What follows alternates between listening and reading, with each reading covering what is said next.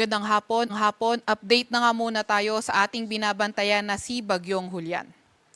Ito ngang si Julian ay nasa typhoon category pa din at papalayo na sa may Batanes. Kanina alas 4 ng hapon, yung kanyang sentro ay nasa 95 kilometers southwest ng Basco, Batanes. Ito ay nagtataglay ng lakas na hangin na 175 kilometers per hour malapit sa sentro at bugso na aabot sa 215 kilometers per hour. Kumikilo sa direksyong west-northwest sa bilis na 15 kilometers per hour. So tingnan na nga muna natin yung magiging track netong si Julian in the next 72 hours. So after 24 hours, ito ay nasa may 215 kilometers na west-northwest ng Itbayat, Batanes.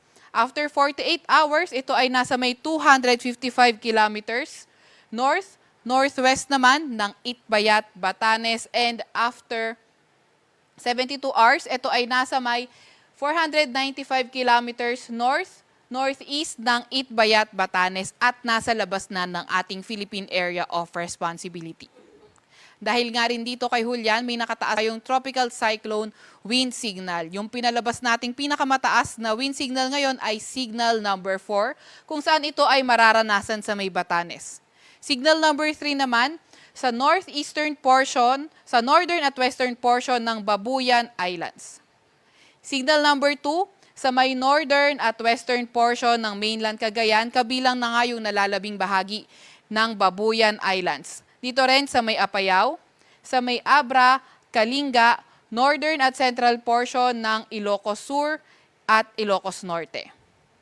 Signal number 1 naman sa nalalabing bahagi ng Ilocos Sur, sa may La Union, sa may Mountain Province, sa may Ifugao, sa may Pangasinan, Benguet, nalalabing bahagi ng mainland Cagayan, sa may Isabela, sa may Nueva Vizcaya, northern portion ng Aurora, northern portion ng Nueva Vizcaya at sa may Quirino.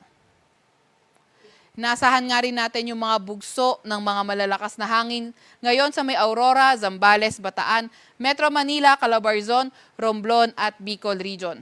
Bukas naman sa may Ilocos Region, Cordillera Administrative Region, northern at eastern portion ng mainland Cagayan, eastern portion ng Isabela, Aurora, Zambales, Bataan, Metro Manila, Calabarzon, Romblon, Camarines Norte, Camarines Sur at Catanduanes. And on Wednesday, bugso ng mga malalakas na hangin ay posible nating maranasan sa may Batanes, Babuyan Islands, Ilocos Norte, Ilocos Sur, Apayao at Abra.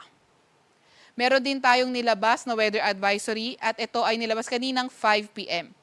Ngayong araw nga, asahan natin yung intense to torrential rain sa may Batanes, Babuyan Islands at Ilocos Norte. Heavy to intense rains, 100 to 200 millimeters sa mainland Cagayan, Apayao, Abra, Benguet at nalalabing bahagi ng Ilocos Region. Moderate to heavy rains, 50 to 100 millimeters na mga pag-ulan sa nalalabing bahagi ng Cordillera Administrative Region. Bukas naman, asahan natin yung heavy to intense rain sa Batanes at Babuyan Islands at moderate to heavy rain sa Ilocos Norte at Ilocos Sur. Nasahan nga natin na posibleng mas mataas yung mga pag-ulan sa mga matataas na lugar, pati na rin sa mga mabundok na lugar. So yung ating mga kababayan na nakatira sa mga landslide at flood-prone areas ay pinag-iingat nga natin sa mga banta ng pagbaha o hindi kaya pagguho ng lupa.